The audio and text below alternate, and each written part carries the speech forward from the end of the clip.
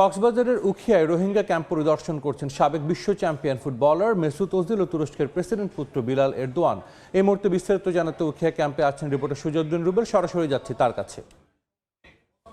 কক্সবাজারের উখিয়ার রোহিঙ্গা ক্যাম্প, এই রোহিঙ্গা ক্যাম্প পরিদর্শন করছে তুরস্কের প্রেসিডেন্টের সন্তান বিলাল এরদোয়ান এবং তার পাশাপাশি রয়েছে ফুটবলার, বিশ্ব ফুটবলার বলা হয় মেসুত ওজিল। দুজনেই কিন্তু কক্সবাজারে এসেছে। আজকে কক্সবাজারে আসার পর আমরা লক্ষ্য করেছি সকাল 10:50 দিকে কক্সবাজার শরণার্থী ত্রাণ ও প্রত্যাবাসন কার্যালয়ে আসেন তারা দুজন, এবং দুজনেই এসে সেখানে আধা ঘন্টা তারা বৈঠক করেন শরণার্থী ত্রাণ ও প্রত্যাবাসন কমিশনার মোহাম্মদ মিজানুর রহমানের সঙ্গে।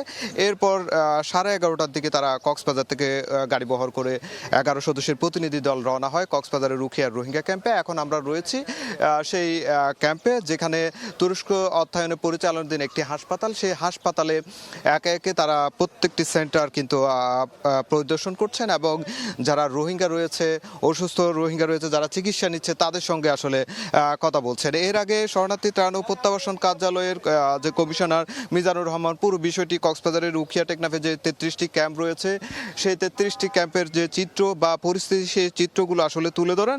এরপর তুলে ধরার পর তারা সেখানে দীর্ঘ সময় বৈঠক শেষে এখন রোহিঙ্গা ক্যাম্প পরিদর্শন করছে।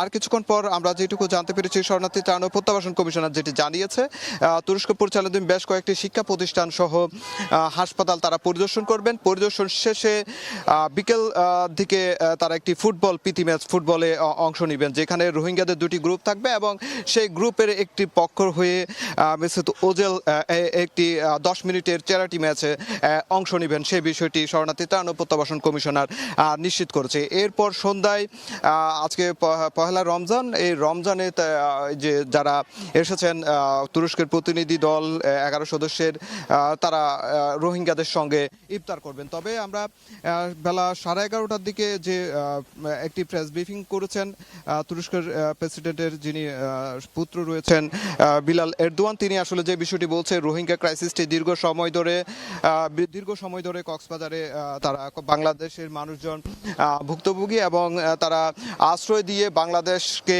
তারা সাধুবাদ জানিয়েছে এবং বিশ্বর যারা নেতৃবৃন্দ, আন্তর্জাতিক সম্প্রদায় যাতে রোহিঙ্গাদের এই সমস্যার সমাধানে এক হয়ে কাজ করে এবং যতদিন তাদের স্বদেশে ফেরত পাঠানো না হয় ততদিন পর্যন্ত তাদের পাশে থাকার অনুরোধ জানিয়েছে। তো এই ছিল আমার কাছে রোহিঙ্গা ক্যাম্প থেকে সবশেষ। কক্সবাজারের উখিয়ায় রোহিঙ্গা ক্যাম্প পরিদর্শন করছেন বিশ্বকাপ যে ফুটবলার মেসুত ওজিল, সে খবর আমাদের সেখান থেকে সরাসরি জানাচ্ছিলেন সহকর্মী সুজউদ্দিন রুবেল।